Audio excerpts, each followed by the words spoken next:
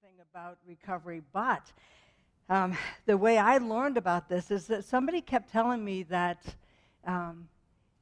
like, you just have to forgive, right? Have you heard that before? You just have to forgive. And I felt like I was kind of walking in circles, like, okay, I think I did forgive, and then somebody would trigger me, and I'm thinking, I have not forgiven at all. And then I would walk in circles again and walk in circles, and I felt like I spent my life like falling down and standing up and circling over the same issues, and I would say all the right words. I forgive. Get out of my head. I forgive. And I couldn't get beyond that. So it was like I thought there's got to be something else to that. And I got into ministry, which was really funny because I prayed when I first came off the streets. And for people that haven't been here all week, is I was 10 years homeless. I had struggled with all that kind of stuff. My family has their own struggles, and every one of us was just in a mess in so many different ways. And so, like, when I came off the streets, I was just like, I would love someday to be in ministry. I just would love it. And so the more that happened, I was just amazed. Like, one time I got a call from Alaska, and I was like new at this whole thing. And I said, hello, and they said, is this Cherie? It is. Would you be our speaker? And I said, who is this? I thought it was a joke. I thought maybe a friend was just playing me for a minute. Would you be our speaker in Alaska? And I said, like, what? Yes, I would. And I'm trying to act adult about the whole thing. I want to just put the phone down and just scream, like, how amazing is this, right? And they said, well, how much do you charge? And I thought, oh, shut up. You're going to pay me? I don't know about you, but I love to talk. And if you're going to pay me, maybe by the word, like, let's, I just don't even know. So I said, I don't know. And they said, well, how much do you think you would charge to come, like, for 4 days? And I said, like, $100. And they said, oh, good. Like, sent it to me right away. Sign this, And they said, how much do you talk for $100? And I said, I'm ADD. I never shut up, And so they hired me, and I flew in, and I just went all over the place. Went to a conference office and a hospital and a church and a women's retreat. And then the whole time as I'm doing all these talks, I thought, I'm not sure I thought that's what ministry was going to be like, because I didn't see a lot of the recovery community that I was used to being around. And so I was just like, God, I don't know. And I would be talking about, this horrendous molest or something, and somebody would say, can you pass the butter? Like they'd be having a meal. Just like, I didn't know how to do it. And then I ended up in Dillingham, Alaska. And this guy picks me up. He's like 1,000 years old. If anybody likes to do art, he's the kind of guy from Alaska that you would sit down and sketch him. Every line on his face was amazing. He was amazing. And I thought, man, who are you? You look like you've been here for like a million years, And he was so old that I was going to go get my luggage and carry it. And he's like, and he grabbed my luggage, And then I thought, where are we going? Because we leave the airport. The airport is tiny, right? So we leave the airport, and he puts my luggage in a truck. And I don't even know if the truck really had a door. I mean, it was just an old truck. And he starts driving. And I'm thinking, where are we going? And he's driving and driving, like into the interior of Alaska, it felt like to me. We were just driving on this kind of dirt, gravel road. And I thought, I'm really doing ministry. This is like going into the outback or something. I just thought, this is cool. And then he stops in front of a lake. And I said, is he crazy? Like, I didn't even check with that, There's no buildings around. We have water in front of us. And I'm thinking, what is up? And he gets out, and he gets my suitcase, and he starts walking towards the water. And I'm thinking, I should have asked him questions. Right? And he puts my luggage in a little tiny boat. And he's like, get in. I'm like, no, I don't want to. I thought, what is happening? So we get in this boat, and we go over to a place called Aleknagik, Alaska. And the fact that we went somewhere, I was so relieved. I thought, so we went to Aleknagik, and now there's a lot of recovery folks. Everybody in this little area had lost people to alcoholism and drowning and there was a lot of domestic violence, a lot of drugs, a lot of alcohol. And I was talking at different places, and I just fit right in. It was so amazing to watch God do what God does best, I think. And I went to a school. One thing about Alaska that was really crazy to me, I don't know if somebody's going to want to do this with me. Will you do something? Come on up. So one thing about Alaska that I didn't know, and you probably do know this, is sometimes when they come up to you to talk about their problems, they will hold you the entire time. When I was little, I had a dad that was into alcoholism, and then, I'm serious, he went to work, and he was still drinking, and my mom, and she ended up, and then this happened, and they'll hold you, thank you, for like 40 minutes. They'll tell their entire story holding you. And I have space issues. At that time, I couldn't be touched. I mean, it was just like I wasn't done with healing where somebody holding me was comfortable. But after a little bit, you have to get comfortable because they will tell you the entire story, crying, talking, yelling. And so I went to an elementary school. And you tell the story, your testimony, your story a little bit different at an elementary school, but not too much different because I could tell that those kids understood my story, right? They just understood. And this little girl starts walking up, and she looks about 9 years old, but she was 12, and she's walking towards me, and I thought, oh, she's going to do that. She's going to do that holding thing.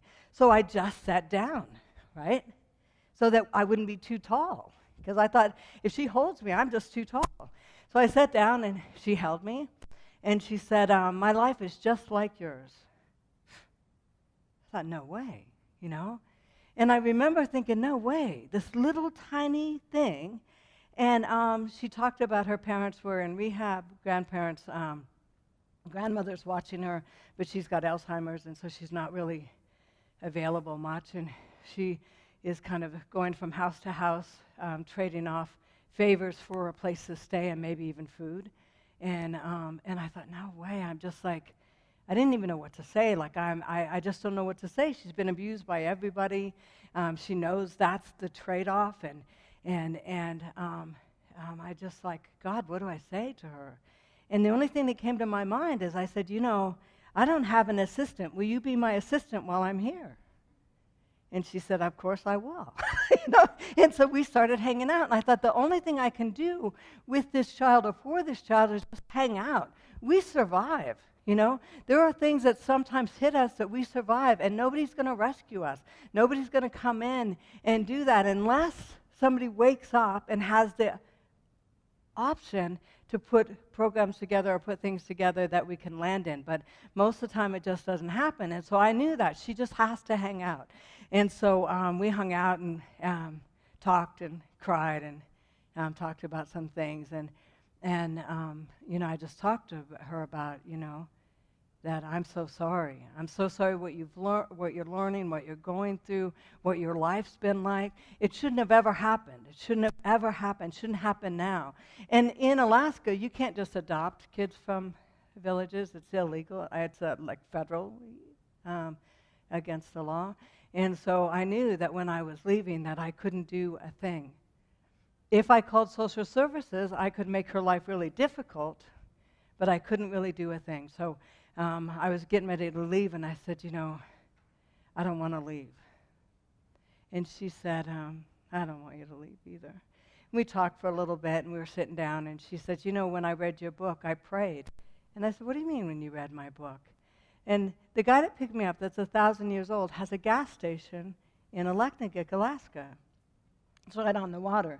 And he's a missionary, and he gave her A Miracle from the Street, which was the first book I wrote. And she said, when I read that, I realized that we were so much alike, and I just said to God through a prayer, someday I'd like to meet someone like that. And I thought, oh, so that's why I'm here, right? Not for a women's retreat or hospitals or any of that kind of stuff. A little girl in a village that nobody even sees said, someday. And it could have been anybody. So it wasn't special with me. It's just that she related to that. And as I was holding her and saying goodbye, I thought, you know what?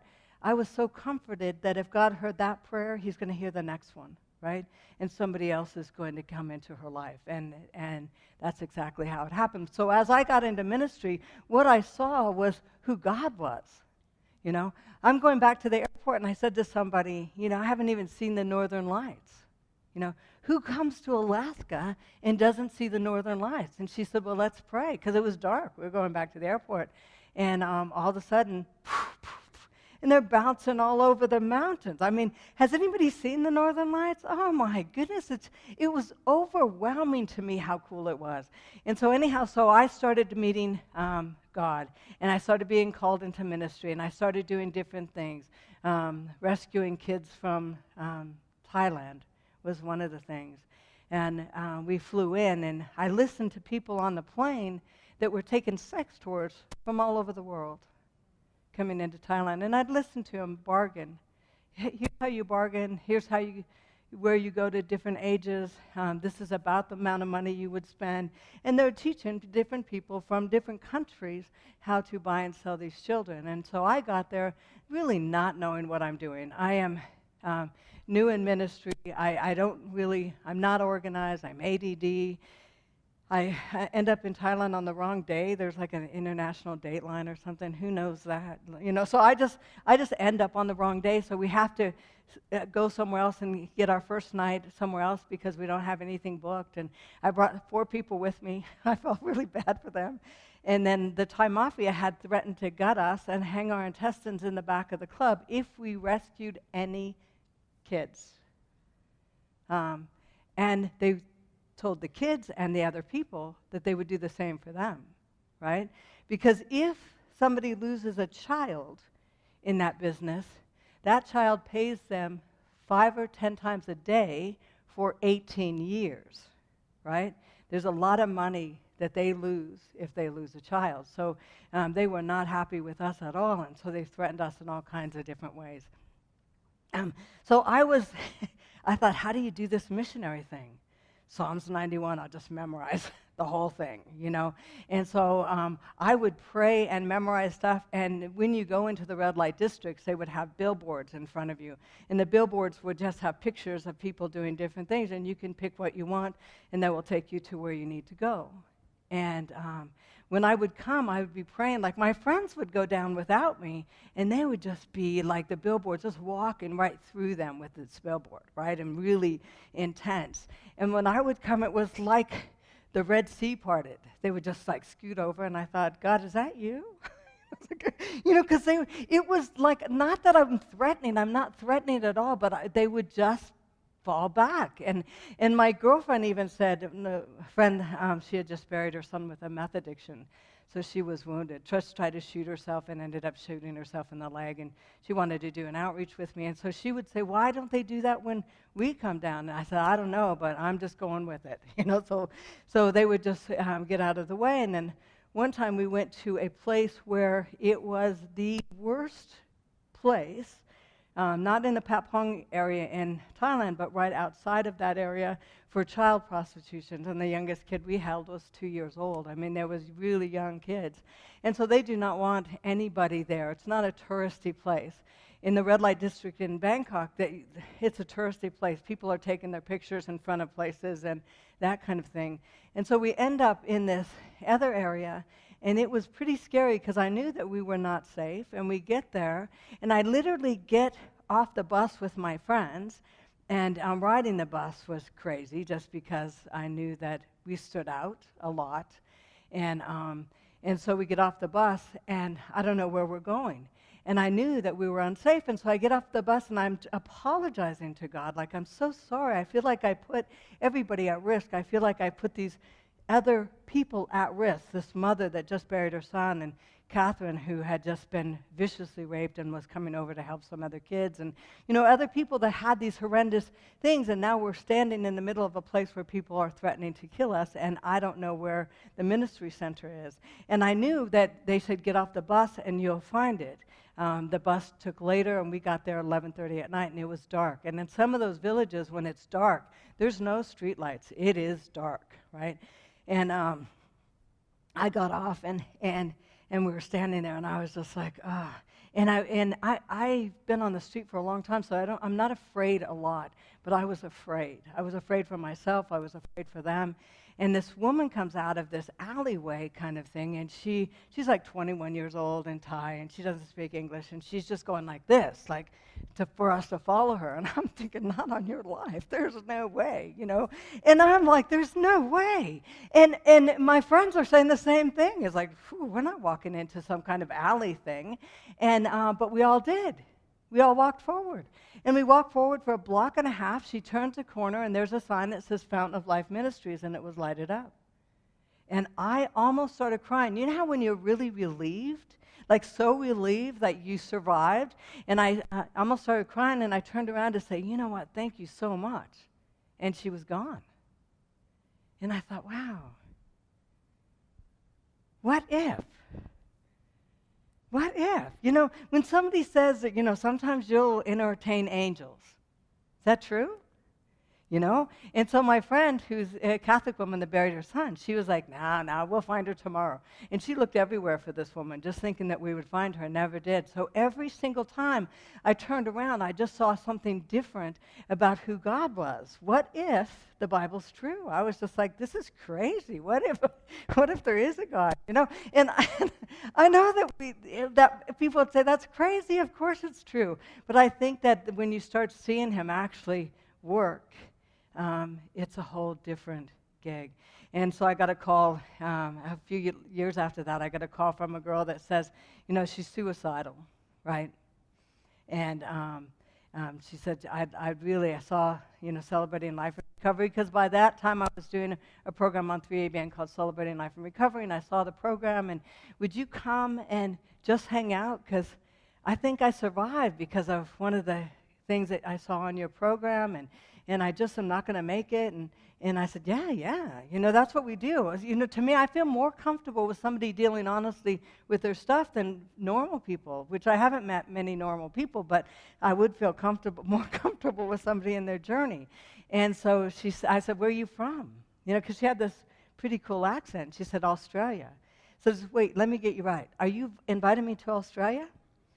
And I'm thinking, yes, how cool is that? And she's like, you could stay at my place, and it would be so fun.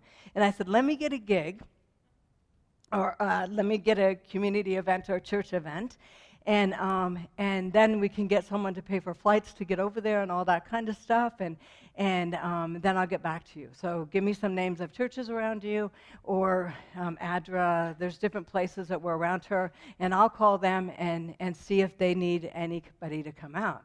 So we found somebody that would fly me out. I flew out. I went to her house. And she's at a house that she's kind of fixing up, and so you could tell there was a lot of work being done on the house, and I came in, and she was just, man, I cannot even believe you're here.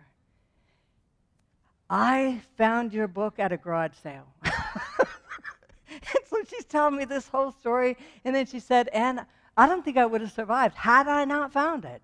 And when I found it, I was in the middle of this whole thing, and at the time, she's really looking right at me, and her kids are going crazy, right?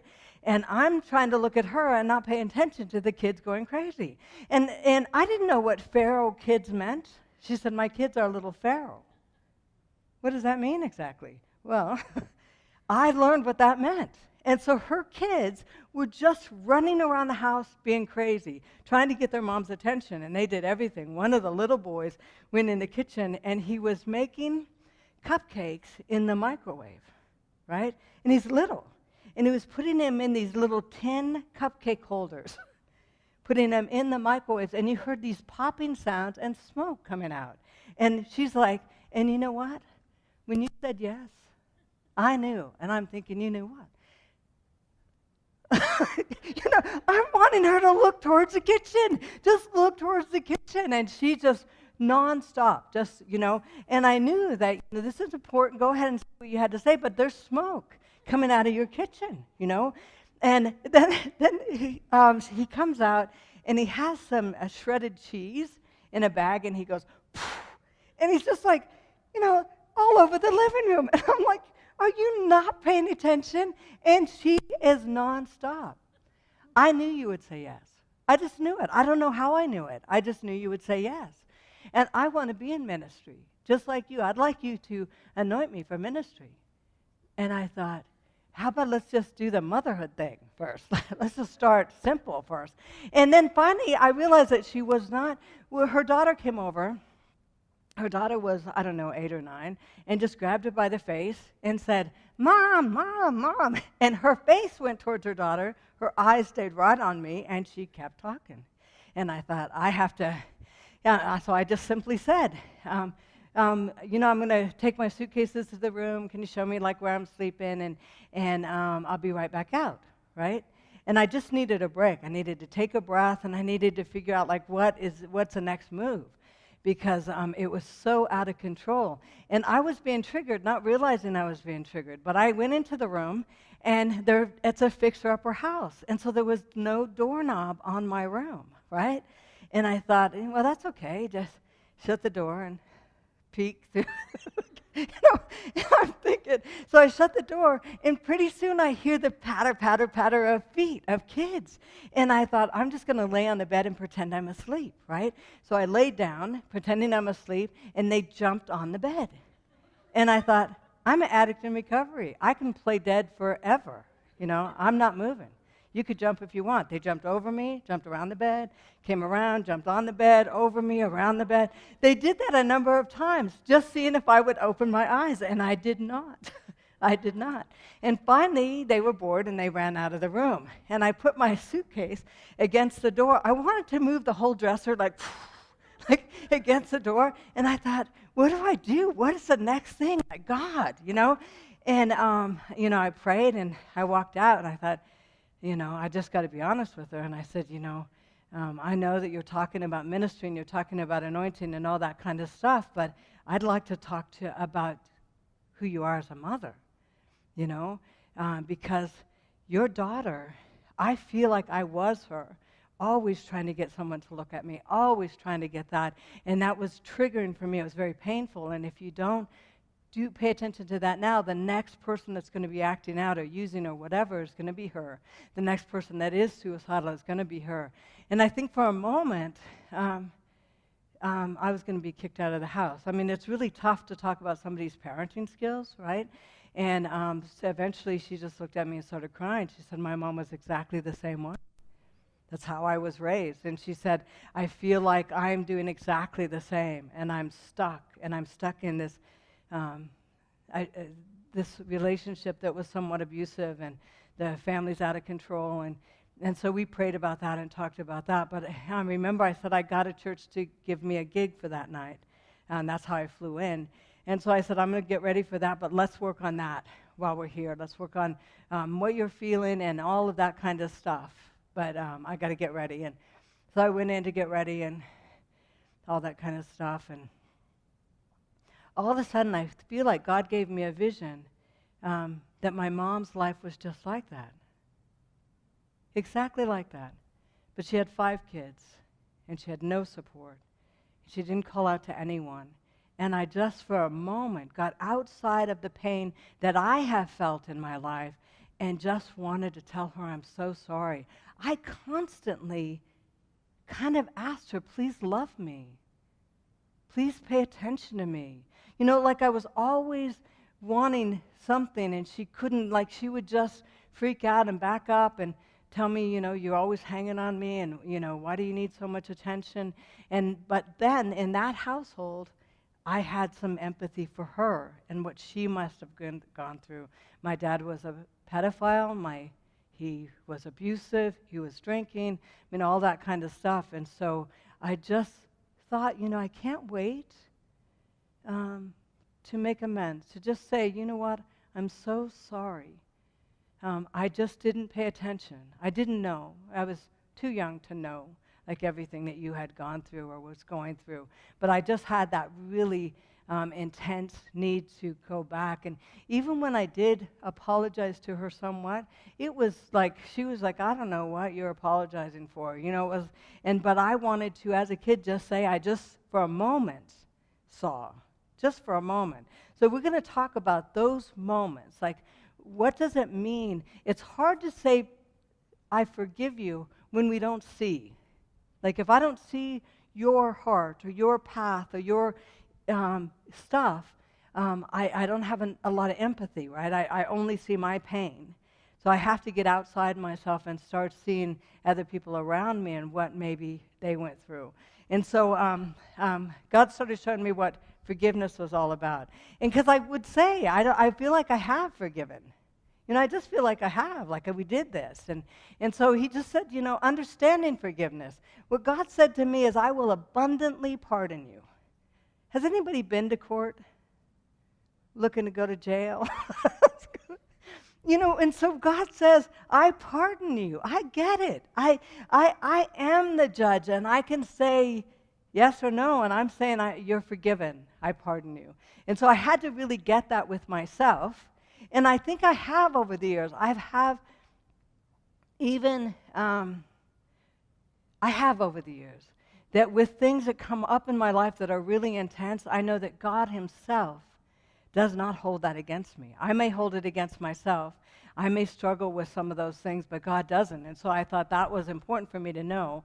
And I will forgive your iniquity or your sin, and I will remember it no more. I thought that was an amazing, too, because when you're from dysfunctional homes, they remember things forever. You know what I mean? You could do a minor infraction, and you're paying for that for a long time.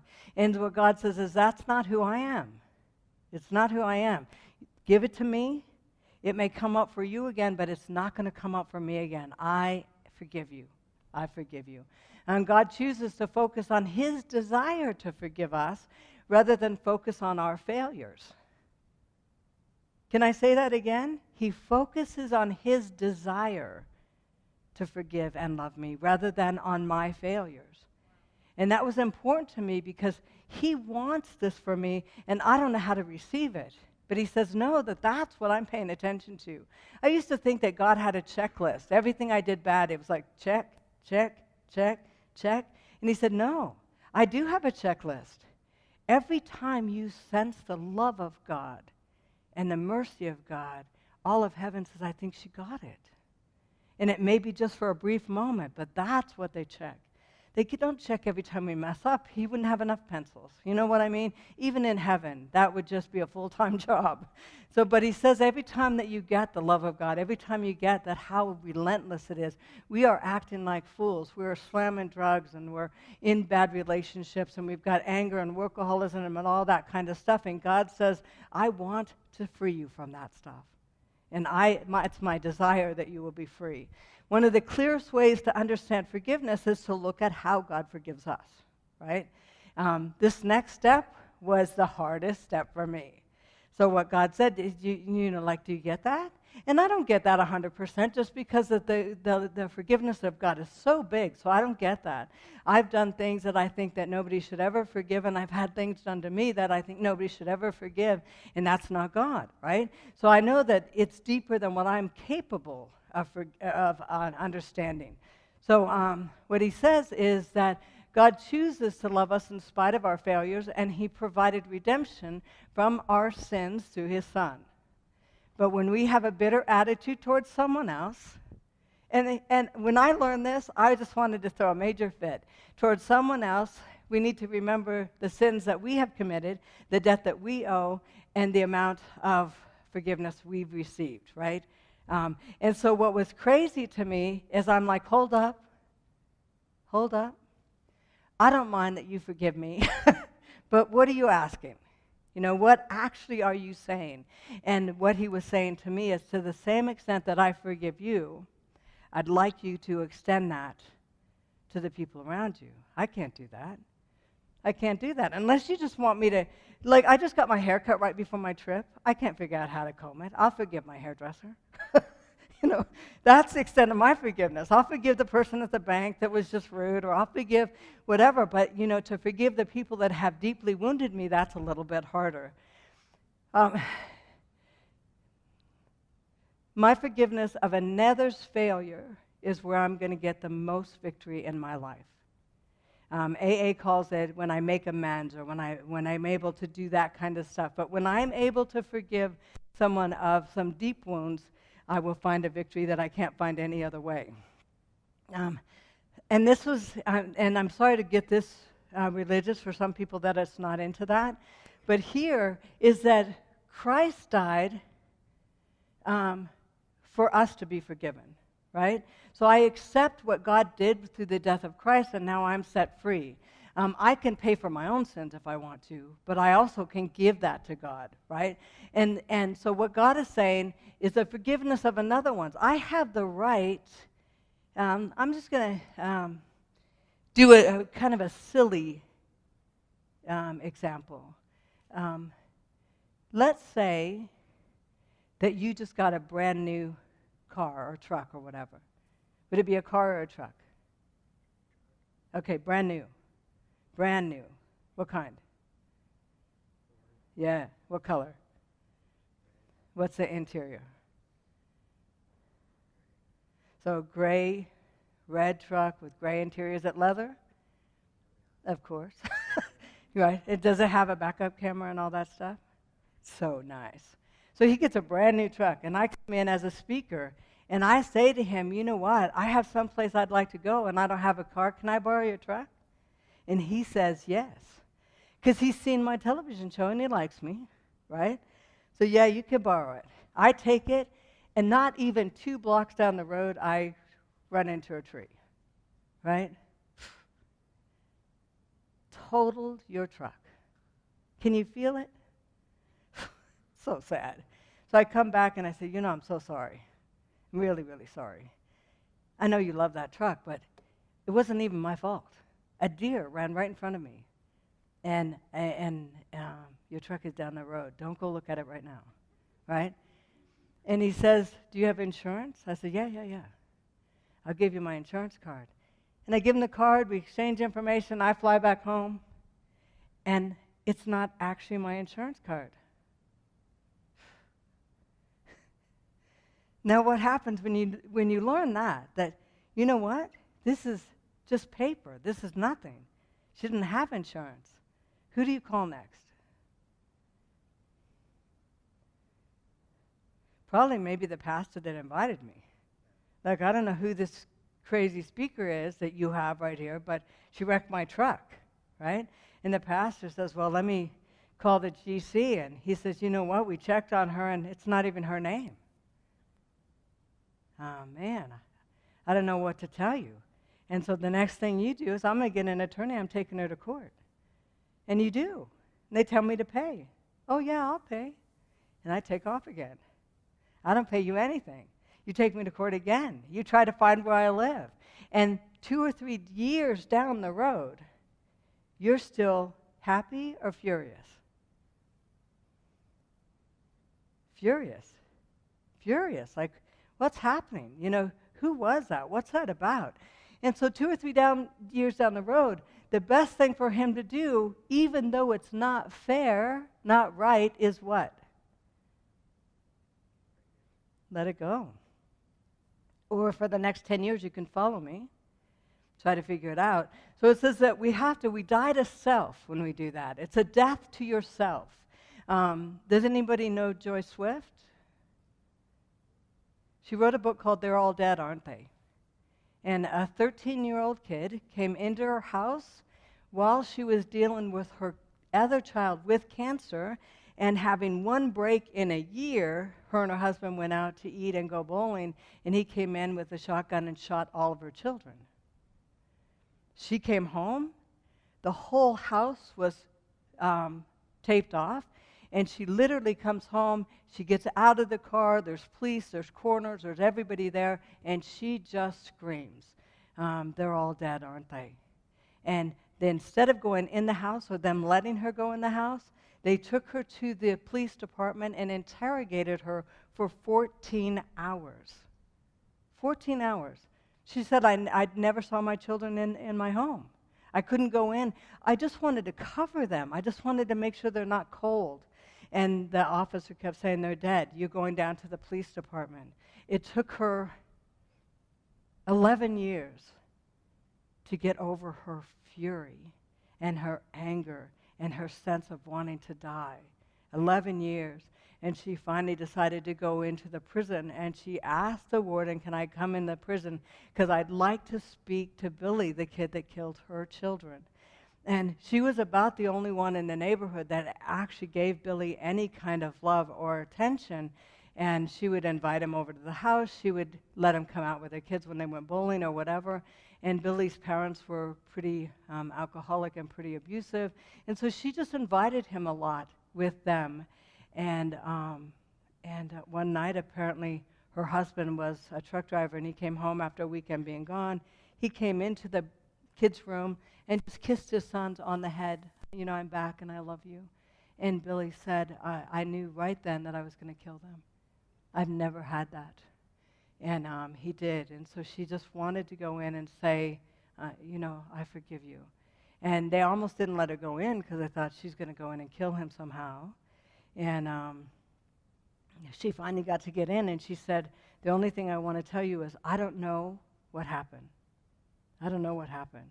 I don't know why you killed my children, but I know that I can't carry this anymore. And I choose to forgive you. And I pray that on the day that we are raised up, that you are with us, standing with us on that day.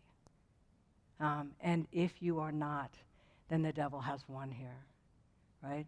And even when I heard her say that the first time, I was just like, man, that's beyond what I'm capable of doing.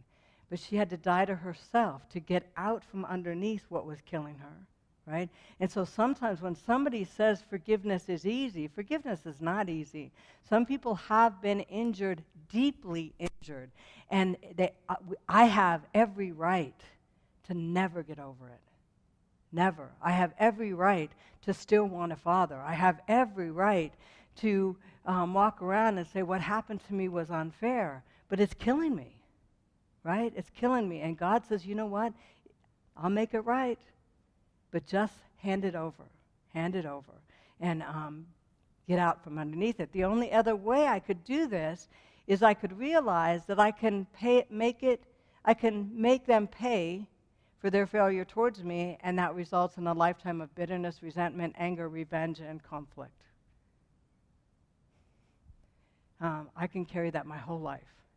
And I did, And so still now, saying all that, we still don't know how to forgive, right?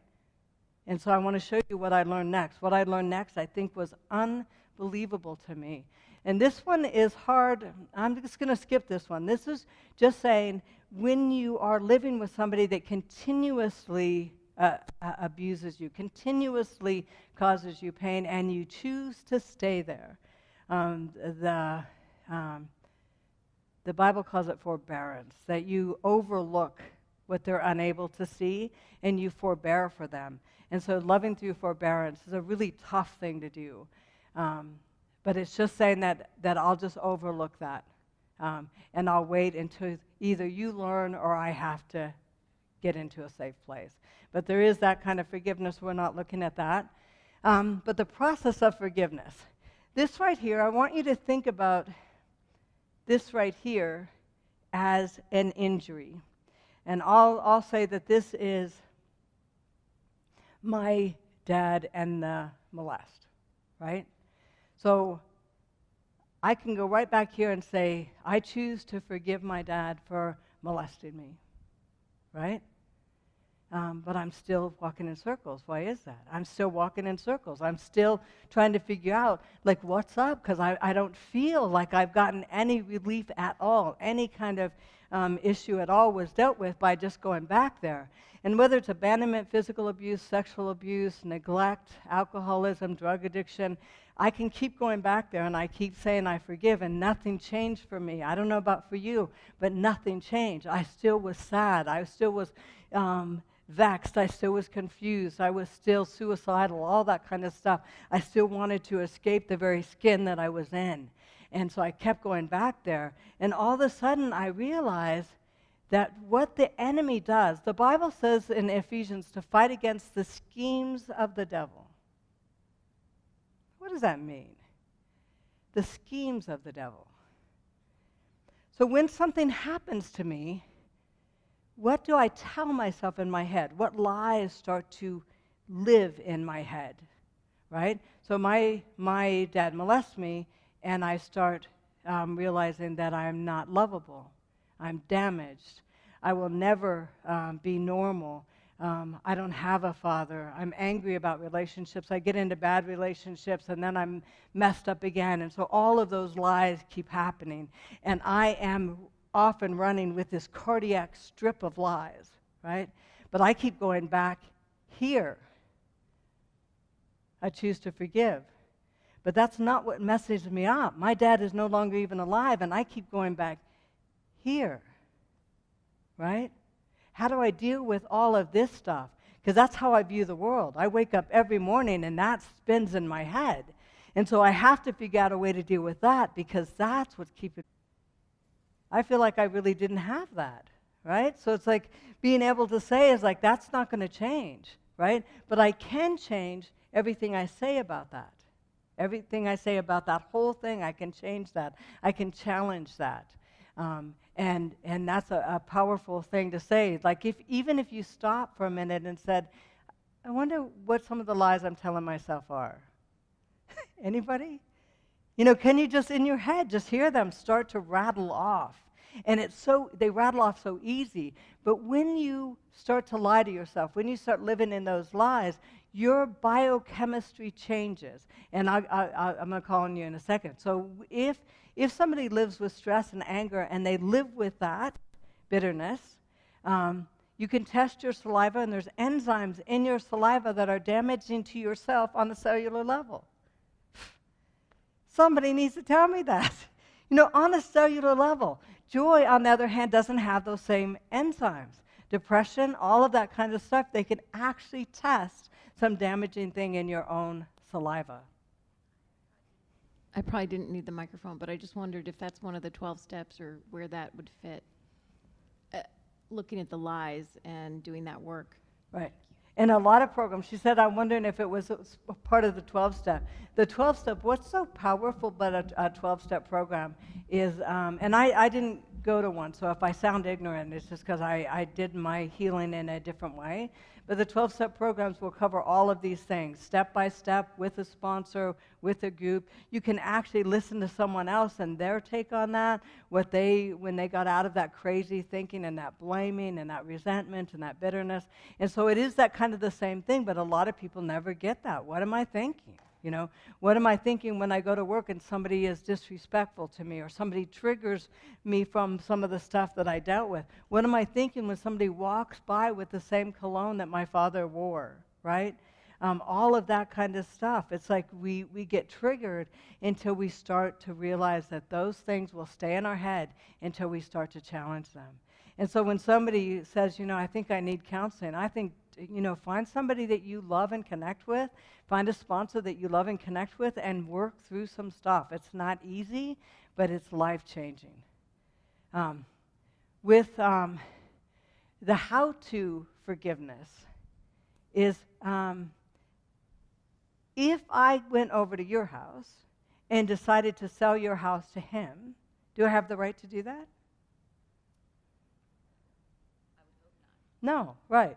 So I can't sell your house to someone, right? I can sell my house to someone. And so when we choose to forgive, I can do that because I have ownership of it, right? If I have ownership of it, I can hold on to it or I can give it up. But it's a big thing. It's like, when somebody talks about contractual stuff, like, that I have the legal right to get rid of it. I have the legal right to do whatever I want with it. If there's a judge saying, I'm going to forgive or you can hand it to me, I have a legal right to do that. If it's not my stuff, I don't. Like, I can't say, you know what, I know that you're hurt, so I'm going to say I choose to forgive for her. Can't do it. But I can choose to forgive on my behalf. I choose to forgive my dad for molesting me, causing me to feel worthless. And I wish I could somehow explain to somebody how worthless I felt most of my life. And then I step into the drugs, I step into the street, I literally started getting abused in most relationships, so that whole script of worthlessness just got more and more intense. And I feel like the scheme of the devil for me is every situation, I want to show you how very worthless you are, right? And I just kept running with the lies. It wasn't that somebody was following me saying, oh, no, no, no, no, no, no, no, they didn't have to. I was following myself. I was letting those things go in my own head. And I'm willing to, if I have, in a biblical sense, that if I choose to recovenant with God, right, and just say I'm going to take these lies and tear them up, and I'm going to turn around and find out what the truth is, I have the right to do that. If I don't do that, if I keep that stuff in my life, and I think even God comes to help me, I think the devil can say, you know what, wait a minute. I own this land. You know what? She's given me permission to be here, right? And what a legal term is, criminal interference. For God himself to help us, it's criminally interfering with somebody else's property. I have to make a decision. I choose to step away from the lies and into the truth, right? And it's a choice that you make, and the only one that can make it is you. I choose to turn it over. I choose to stop believing the lies. I choose to challenge what I'm doing in my head. This one is just kind of a sheet that we have worked with people but I want you to just look at the prayers. Lord, I choose to forgive my dad for molesting me, causing me to feel worthless. And I'm willing to pay for the emotional pain and the consequences that my dad has caused me. And so what's hard about that is that when somebody says I'm willing to pay for the emotional pain and consequences that my dad has caused me, is that if I have ownership, I'm willing to do that and I can do that. Or it just kind of free floats around me. You know, I'm always trying to get someone else to fix it or somebody else to do it. What if it is mine to do something with? My dad is no longer alive. When he died, it was crazy because I couldn't believe there was a part of me that still thought that someday my dad was going to come up and say, you know what? I've worked on my stuff and I just want you to know that I love you. When he died in a crack house, nails outgrown, him molesting kids, I realized that that's never going to happen. And the kid in me fell apart. I wept and wept and wept. I was at 3ABN, for people that know that ministry. His dad was a jazz singer and kind of never really bonded with him, dropped him off, abandoned him as a kid, all that stuff. And he said, I was so surprised. And I thought, maybe you were feeling some of the same. And he just sat down. Let me cry. He cried. Angela cried. And I realized that I have to figure out how to deal with the pain and the consequences that I'm carrying now. And so I choose to pay for that, and I couldn't figure out, how do I do that? And I don't know why, but somehow I got a little baby shoe of my dad's. You know, when he died, I just somehow was somewhere with that baby shoe, and it was a little white one that laces up. I don't know, and they're pretty old shoes. And I finally said to God, I choose to forgive my dad for molesting me, causing me to feel worthless and insecure. And I choose to forgive him as a baby before he did all of these things to all of his children. I don't know what happened to him, right? But I couldn't forgive him as an adult. It was too difficult for me to forgive him as an adult. But I look at this shoe, and when you go into my office right now, that shoe is always around. When I forget, I choose to forgive him again.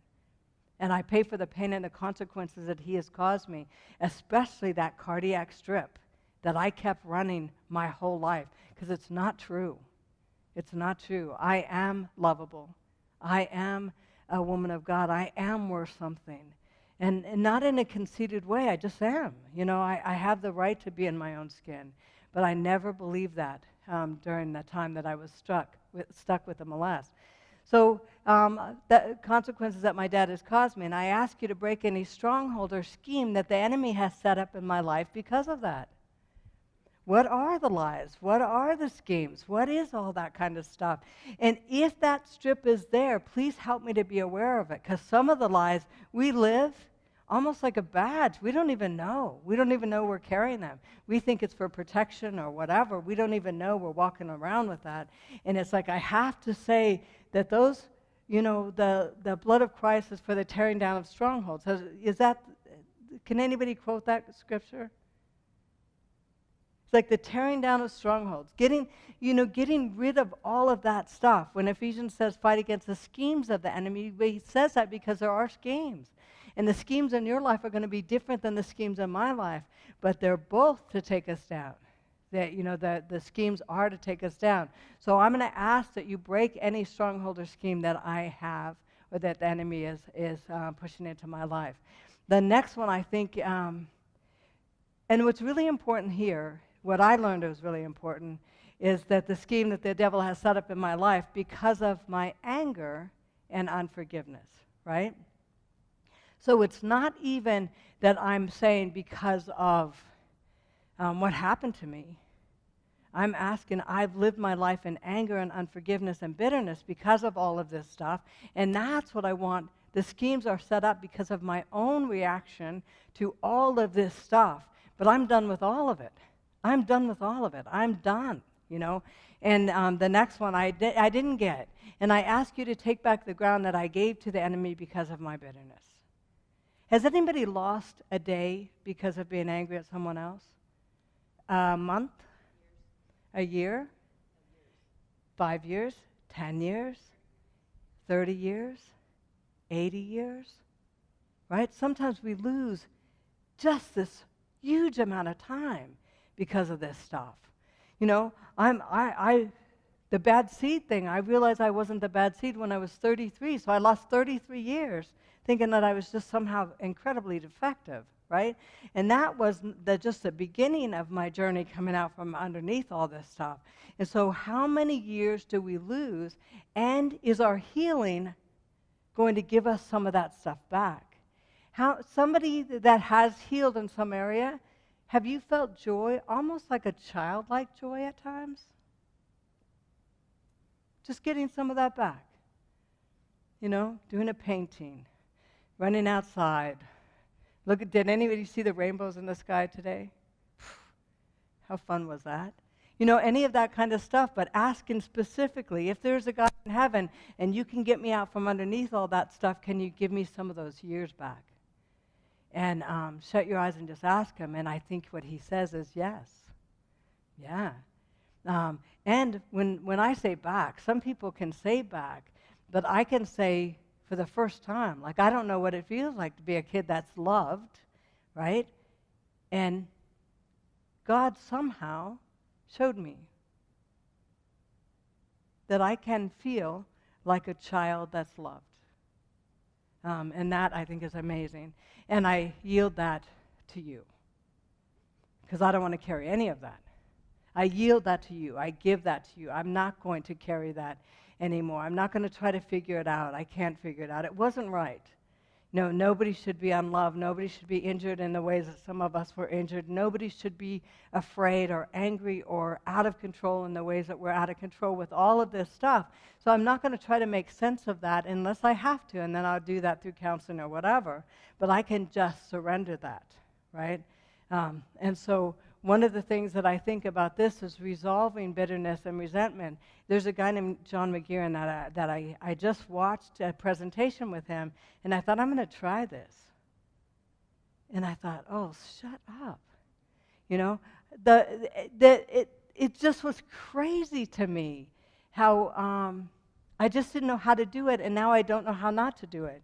If I get triggered and if I go in that direction, as soon as I catch myself, whether it's an hour, a day, a month, a year, however long I decide to spend, is I can literally go back and figure out what was the trigger, can I let it go, what happened, what was my role in it, because I remember I said I stopped heroin and found out I was very crazy, so I had to look at all that stuff. But one of the things about this is that being able to really look at that, what is it? When recovery or the Bible, however you want to look at, says that once you start to go in this direction, you'll experience peace, joy, guidance, You know, all of a sudden, I'm literally where I typically stumble and go this direction, I can choose to go into a healthier place. I will experience hope, prosperity, security, and prosperity. When I say prosper, that bugged me because I've never been, I've never had hardly gas money. So, you know, it's just the way maybe I just can't be trusted with it. I don't know. But I'm not rich. I'm not any of that kind of stuff. So prosperity to me is I want you to believe lies about yourself your whole life. As soon as I stop and actually just speak the truth, I am a woman of God, fully loved. I feel like God went into a drug house and rescued me. I mean, what kind of God does that, you know? I really look at my life and just think this is ridiculous, that how much God actually gives to us and provides for us. And sometimes people think of God in the church in damage. Don't go there. That God is outside of all of that. He's where you are, looking at bringing healing to your very thoughts, to who you are. Can we just talk about some of that stuff? What you think about? Does anybody have someone that they've had difficult forgiving? One person in the room? Okay, good, thank you. I'm like, you guys, not true. But, you know, so, yes. Yeah, and forgive. And codependence, we understand everybody. We understand the entire planet. And I'm going to fix you anyway, right? And it's like, wait, how about if we literally say, what am I thinking? What am I telling myself about myself? And can I get myself off the hook? Yes. Can you talk a little bit about what forgiveness is and isn't? Because this was super dangerous for me as a kid. I was raised in extreme religious environments. Yeah. With just some serious issues around there. And I was told things like, Just forgive. Forgive and forget. Pretend it didn't happen. Forgive and still be in relationship with these people. Nobody protected me. Nobody defended me. Nobody believed me. I was supposed to be quiet. Yeah. And I was taught a very distorted version of Bible verses. I was taught very distorted versions of what forgiveness actually was. It was years until I finally learned forward forgiveness, where you move forward with new information. Yeah. And there's people you need to have boundaries with. Love can be really bold and fierce, as Dan Allender says. You know, some people you put in prison, and that's the most loving thing to do. But I just started internalizing all of this as I must not be valuable enough to be protected, and it almost ruined me. So one thing that's really important is when I realized that I wanted to go that direction with my dad, is I had to say to him before he died, I choose to forgive you. My dad wasn't in recovery, had no ownership of anything that he had done, and I said, but I want you to know that I can never have you hold my child, right? So I forgive you. I have to put some closure on the relationship and can't have you a part of my life. And somebody says, well, that doesn't sound good. Like my whole family got fairly angry at me, like, you're not allowed to just walk away. And I said, he has injured us even as adults. And I had this beautiful baby girl that there's no way. I told him, I said, I do forgive you. I promise that I'm working on this and I'm dealing with this stuff.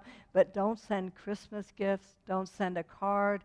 Don't do birthdays, because I don't want her looking for you. Because one day I looked for my dad and got molested looking for my dad. And so it's like being able to really protect yourself. And so forgiveness is not saying that I jump back into unsafe relationships. Forgiveness is not saying that I put myself on the line with abusers.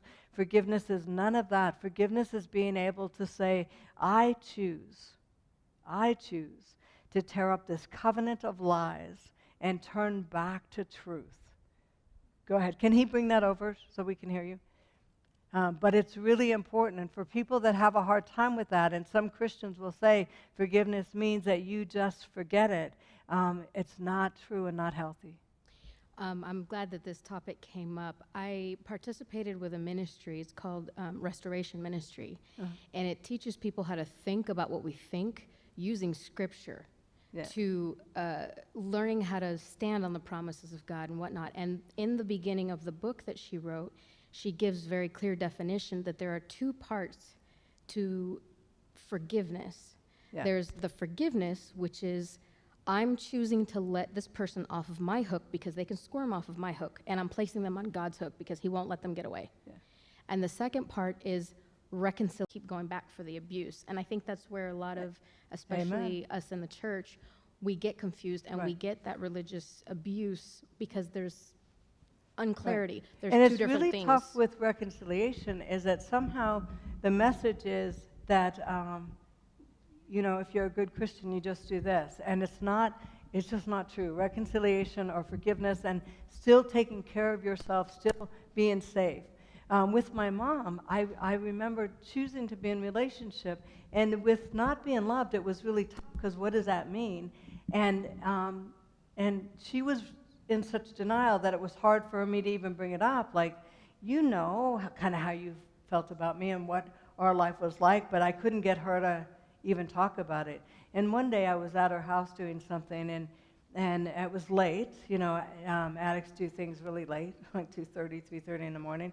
And I was at the computer, and I was watching the computer just kind of scroll with different things. So I don't think I was doing anything a big deal, but she came up and sat behind me. And I thought, whew. So, you know, like, what's going on? And she said, can I tell you something?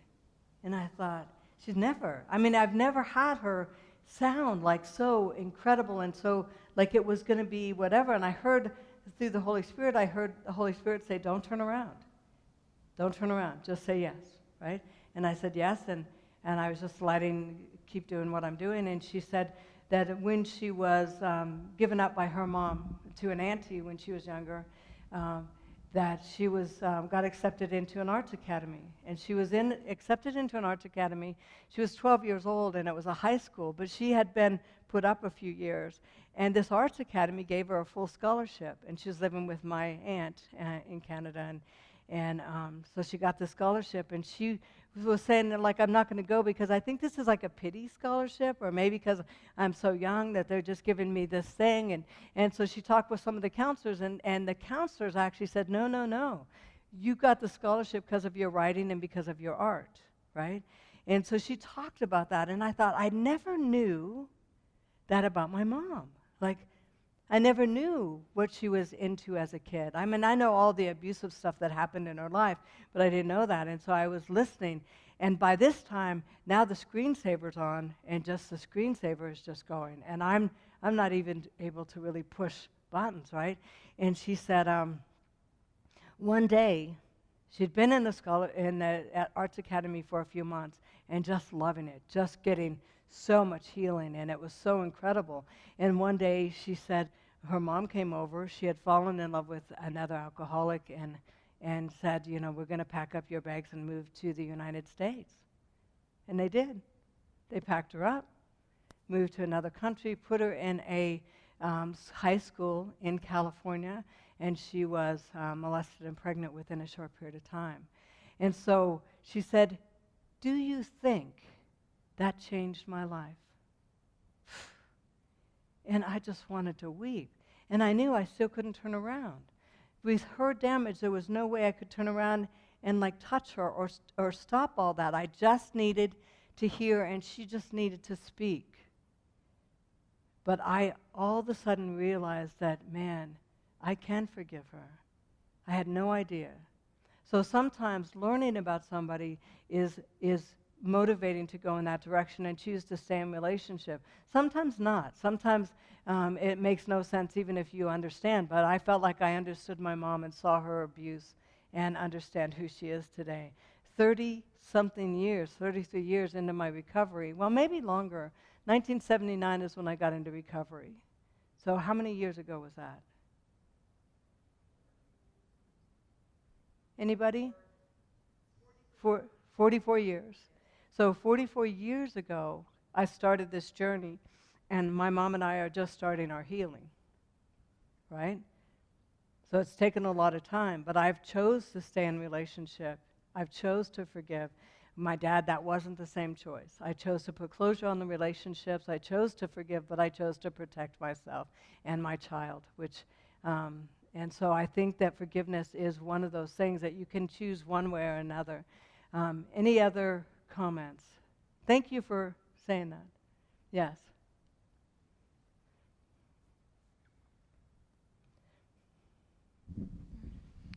I've had anger towards my mom for 30 plus years, intense anger, and I found that it was just eating away my life. It was destroying me, and I didn't like it. And I always heard that I needed to forgive, like God says you have to forgive, and so I would feel shame and guilt for not forgiving. And I mean, just this last year, trying to work through all this stuff, Amen.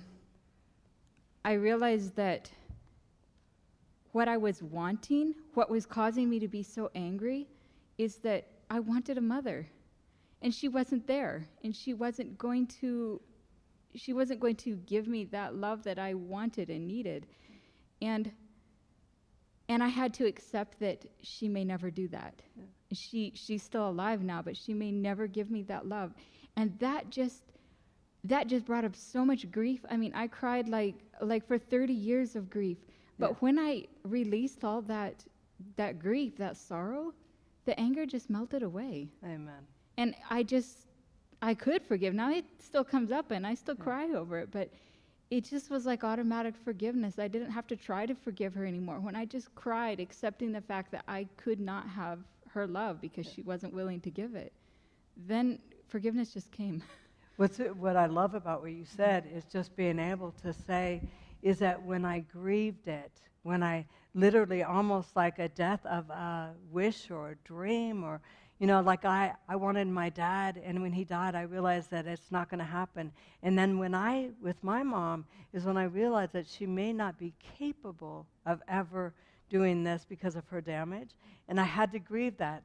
First I grieved the fact that she didn't love me, and then I had to grieve the fact that she may not even be capable of it. And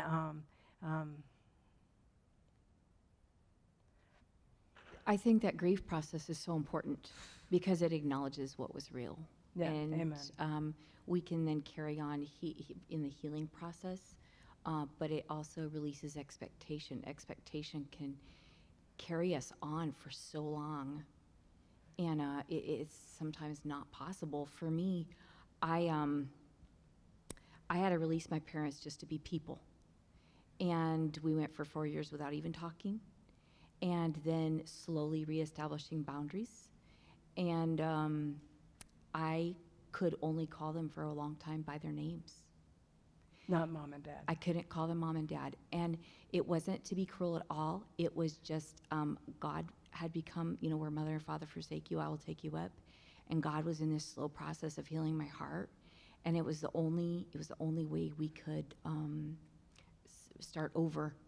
And, I looked at their stories, I looked at the pain and, the alcoholism, the, different things that they'd grown up with. I was trying to be understanding, but it helped my heart so much to release all the expectations and even legitimate needs we have as children that they couldn't meet.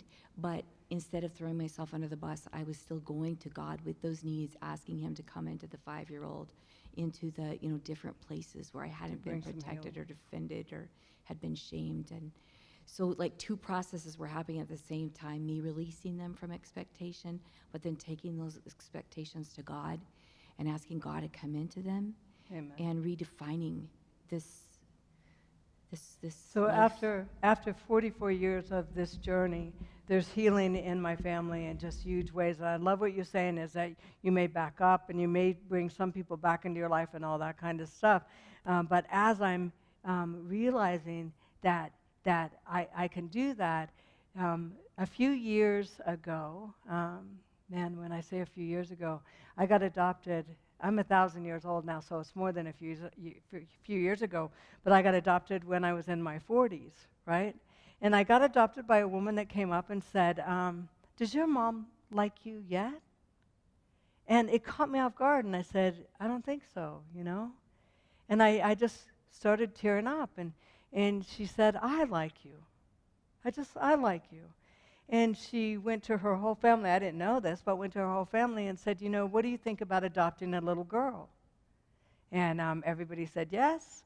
She ended up coming to me with that thought, her and John, her husband, and said, we'd like to adopt you. And I thought, can you do that with an adult? I mean, is that, what does that mean?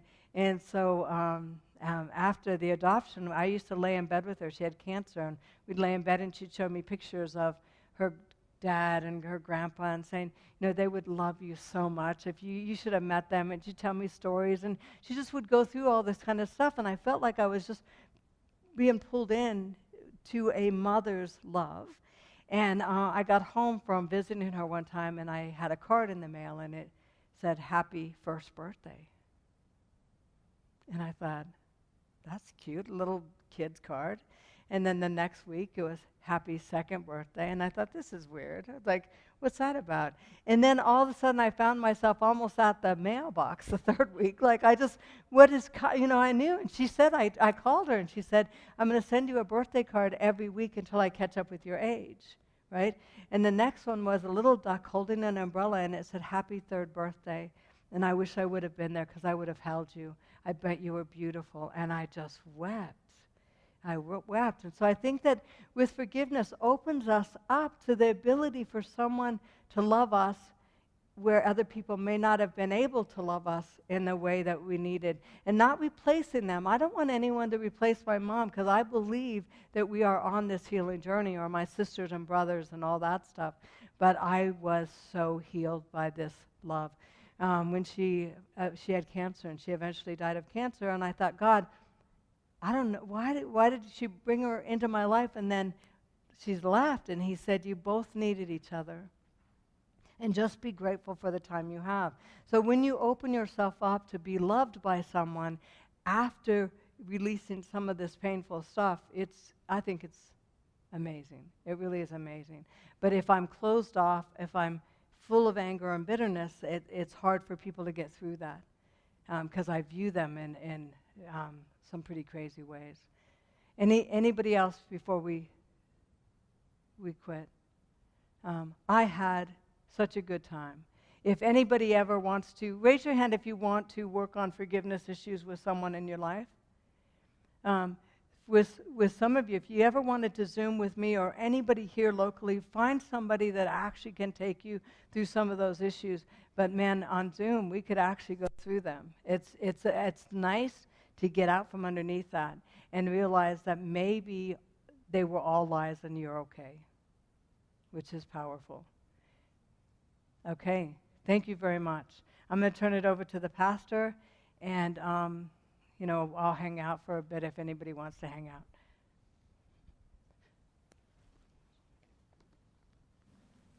As looking around, I know you all enjoyed this particular seminar.